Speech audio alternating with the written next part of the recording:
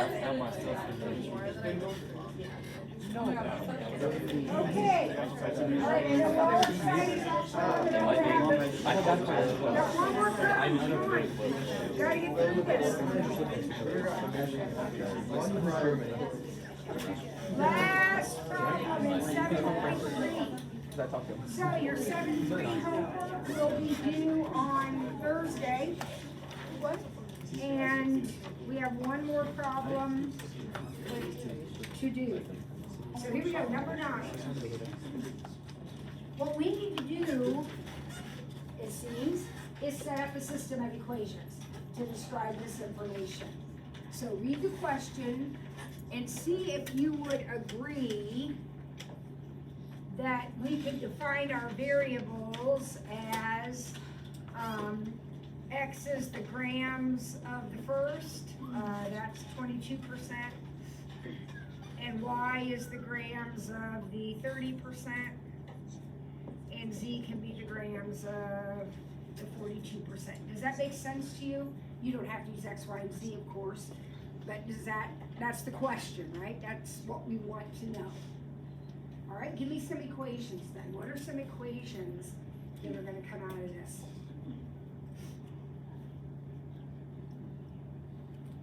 X plus Y plus Z equals 80. Bingo, there's one of them. X plus Y plus Z equals 80.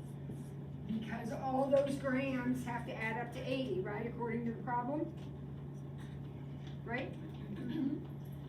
Cindy? Y equals 2Z.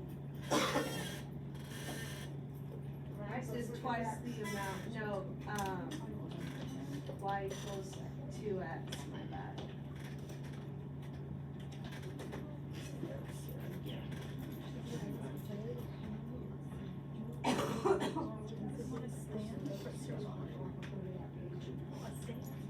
Okay. So you said Y equals 2X. let me look at that. It says the amount of the 30%, which is Y. Yep, Y equals 2X. That looks good. Thank you. Need one more. Wouldn't it be something like 0.22X plus 0.3Y plus 0.42Z equals whatever 80 times 0.34? Bingo. So go ahead and do that. What's 80 times 0.34? This is the percentages. So the percent in the X times, or plus the percent in the Y, the percent in the Z adds up to the percent in the total, which is, what is it, 27.2? There are your equations. Beautifully done. Beautifully done. Now, we're gonna let our calculator do the work, so it doesn't matter what order we put these in, but I'm gonna make a matrix. You can do whatever you want. I'm gonna RREF it. And I'll just put them in the order we came up with them, so 1, 1, 1, 80. Be careful. What am I gonna do with Y equals 2X? 0 or 2, 1, 0. Be careful, you gotta get it in this form. So could you rewrite this as 2X minus Y equals 0? Would that work out okay? Okay, so that's the way I'm gonna put it in. So 2X minus Y, no Z, and 0. And 0.22, 0.30, 0.42, and 27.2. Okay, let's go. Now I took this out of your book. I have no idea if it's rigged or not. If it isn't rigged and you get crazy decimals, remember to math track it so that we don't have to round off.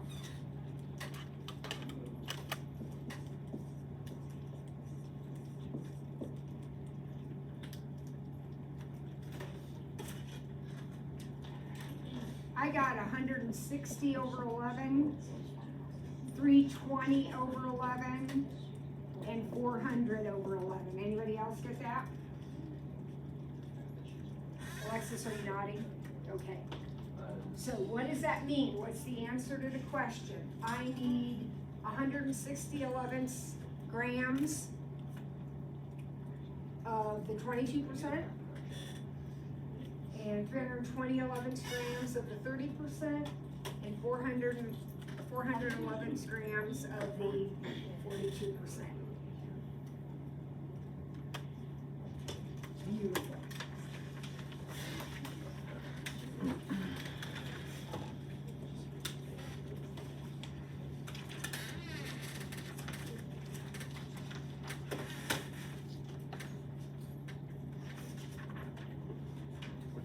So that would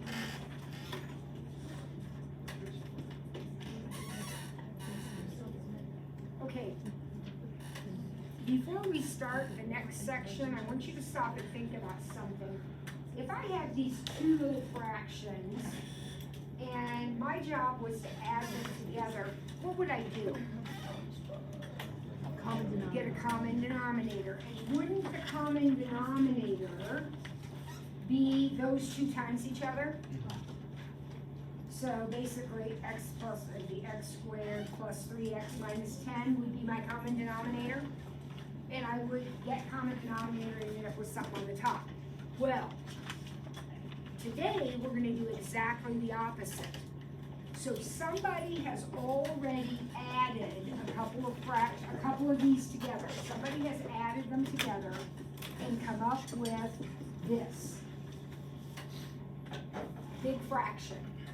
Your job is to find the two small ones. They're called partial fractions because they're part of this. Your job is to find the two little fractions that added up to give you that. So think backwards. What do we know automatically about these two fractions? We know one denominator is x plus 3 and the other denominator is x minus 5. Does that make sense to you? So order doesn't matter, so just get them both in the problem. Now, I know what you're thinking right now. You're thinking, okay, this is really cool, but what does this have to do with anything that we've been talking about? Hang on, you're going to see in a second. I have no idea what the numerators are, so I'm just going to call them A and B. Call them anything you want, but don't use X. That's why we use A and B. Now, if we were to take this fraction, is everybody with me so far? This is the setup. I'm looking for these numerators so that we can decide what these two little fractions are. What will happen if I multiply the entire equation by x plus 3, x minus 5? If I multiply every piece of the equation by the common denominator, what will happen? All the denominators will be gone. So I'll be left with 5x minus 1 equals ax minus 5a plus bx plus 3b.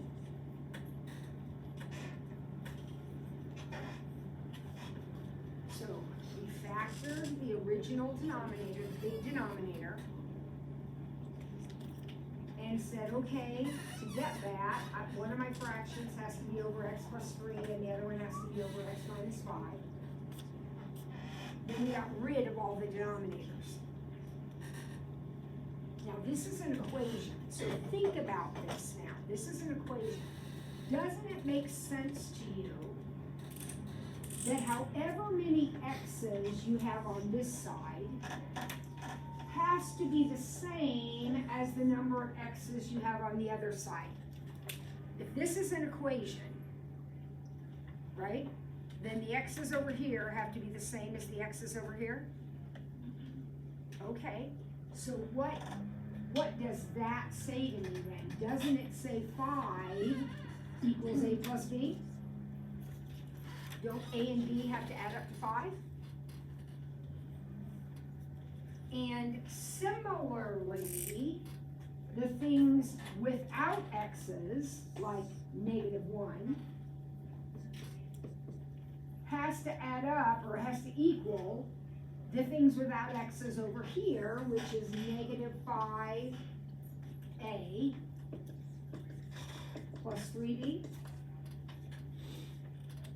So in other words, once I cleared my denominators, I got x's over here and x's over here, and they have to equal. And I have non-x's, and they have to equal the non-x's over here. What's that right there? That's a system of equations, right? What's this whole chapter been about so far? Systems of equations. So this happens to be a little one. You could do a matrix with it if you wanted to, but when they're this small, you're probably thinking what? I'm thinking elimination, because I always think elimination, but you could do substitution or Kramer's rule or one of the other things we've learned. If I do elimination, I'll multiply this guy by 5. So 25 equals 5a plus 5b. And again, you're on your own here. You do whatever you want to do to solve this. It looks like b is going to be 3. And if b is 3, then I guess a has to be 2. So the answer to the question, remember, your job was to find the partial fractions. So we said what, b was 3 and a was 2. So 2 over x plus 3 plus 3 over x minus 5, those are your partial fractions. If you add these two together, that's what you will get. So these are your partial fractions. There are operations in calculus that are far easier to do with fractions like this than they are to do with fractions like that. So sometimes just in order to do what we want to do, namely integration, we break this apart into smaller pieces. Okay, that wasn't hard. All right, let's look at the next one. Repeat the process for this guy.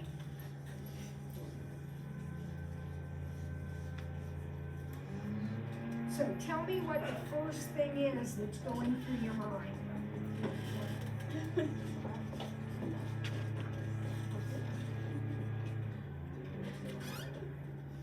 So the first thing you're doing is the same thing we did over here. We're going to factor the denominator.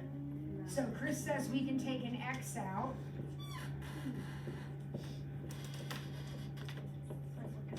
Okay. Then what? That factors into what? Okay. That's a bit of a little difference here we need to discuss. So everybody caught up? This is the denominator factor. That's step 1. Factor your denominator, just like we did over here. Now, when you have a repeated factor, when you set up your partial fractions,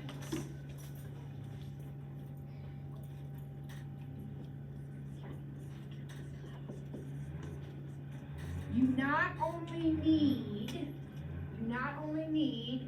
the, so one of them is going to be x, one of them is going to be x minus 2. But when you have a repeated fraction, you also must have the squared version of it. And before you start, I want you to think for a second. Would it be possible if I added these 3 together, wouldn't this be my common denominator? Yeah. Okay, so we gotta have all of that. Now, sometimes when you do that, this one turns out to be 0, which is fine, because that would make the common denominator, right? This one can't be 0, and this one can't be 0, but that one could be, and it's okay. It'll work out that way if that's what it is. But if you have a repeated factor, set up a fraction with the factor, and set up a fraction with the squared factor. Now, if this one happened to be cubed, then guess what? You're gonna have the x minus 2, you're gonna have the x minus 2 squared, and you're gonna have the x minus 2 cubed. Alright, so here we go. What happens next? We factored our denominator, and we've set up our partial fractions. Notice the A, B, and C. What do you think is going to happen this time? We're going to have a bigger system of equations? Yeah. All right, so what do I do now? Multiply by the common denominator. So I'm going to multiply by x and x minus 2 squared. Everything by x and x minus 2 squared. What is the purpose of that multiplication? To get rid of the denominators. Okay, so the denominator's gone. I have negative x squared plus 2x plus 4, that's this, equal to, okay, so this is gonna cancel. So I'm gonna have a times x squared minus 4x plus 4. That's what's left here. A times that. And then I'm gonna have bx times x minus 2 and cx.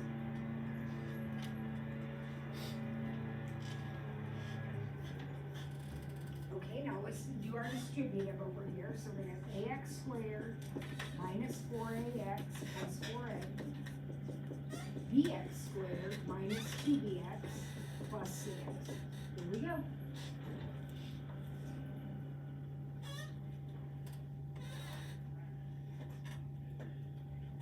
Now, to the equation.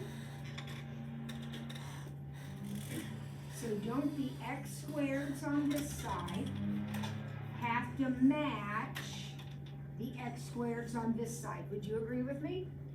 So what equation does that generate? -1 equals a plus b.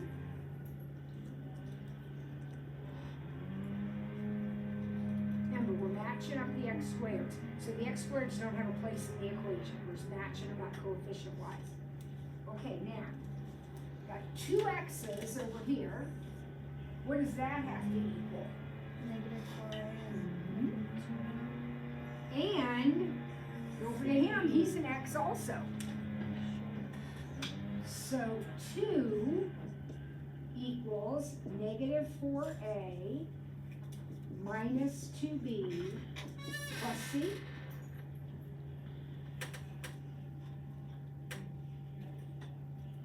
And finally, we got this guy with no variable at all. And I guess this is all that's left right here. So 4 equals 4a. Well, this isn't going to be as hard as I thought it might be. Certainly, we could set up a system of equations on our calculator, but we don't need to, because what does that tell me? A is 1. And the minute I know A is 1, then I know B has to be -2. And let's see, this is going to be a little more work, but if A is 1, is C 2? Just by plugging back in.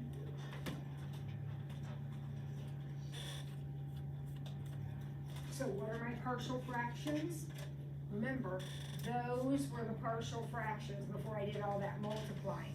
So we're gonna have A is 1, so 1 over x plus -2 over x minus 2 plus 2 over x minus 2 squared. Those are your partial fractions. Make sure that however you set up your original, and the order doesn't matter, but however you set that up, make sure that whatever you had over x, that is the variable that you put over x. Tess? I'm confused why C is x minus 2 squared.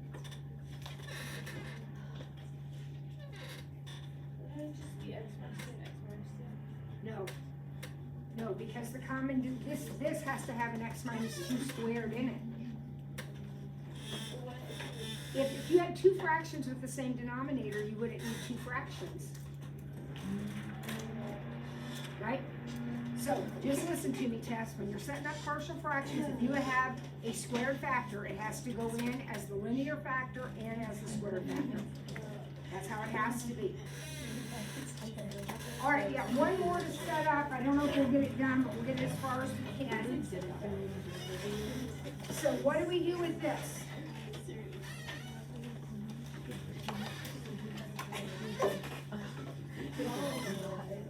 What's step one? We shouldn't be talking, we should be thinking. What's step one? Factor it. I heard somebody say factor by grouping. I love that. So x squared, x minus 1, plus 1, x minus 1. So I'm just going to write my denominator. So it's going to be x minus 1, x squared plus 1. Now, does that break down anymore? No. Okay, so when we have a non-reducible quadratic factor, we have we have to handle that, okay? So we're gonna have one of our partial fractions is gonna be a over x minus 1. Nobody is confused by that, right? The other denominator is going to be x squared plus 1. I can't break it down. There's nothing I can do with that. It stays just like that. But here's where it's a little different. When the denominator is a non-reducible quadratic, now, we had a quadratic factor in our last problem, but that breaks down. That's x minus 1, x minus 1. This does not break down. When you have that, then your numerator is not a constant, it's a linear expression. So this is bx plus c. So a is just a number. This numerator is going to end up being something like 2x plus 5 or something. And why is that? Because the denominator is a quadratic that cannot be broken down.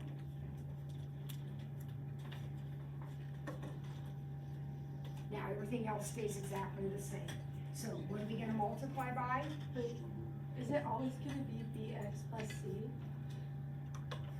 Whatever letters you want, but yes. Doesn't have to be B and C, but whatever letters you want, yes, that's what it's always gonna be.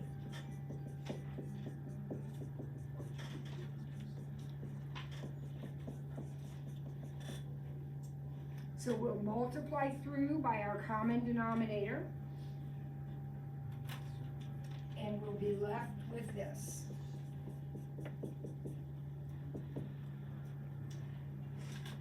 Alright, so this is gonna cancel. And I'm gonna be left with ax squared plus a. Is that okay with everybody? This is gonna cancel. So I'm gonna be left with a FOIL here. So I'm just gonna write it all out. Bx squared minus bx plus cx minus c. And then where do we go from here? All of the x squareds have to add up to 1. All the x's add up to 4. All the nothings add up to 1. Good job. All right, 7-3's due on Thursday. Hopefully we'll finish 7-4 tomorrow.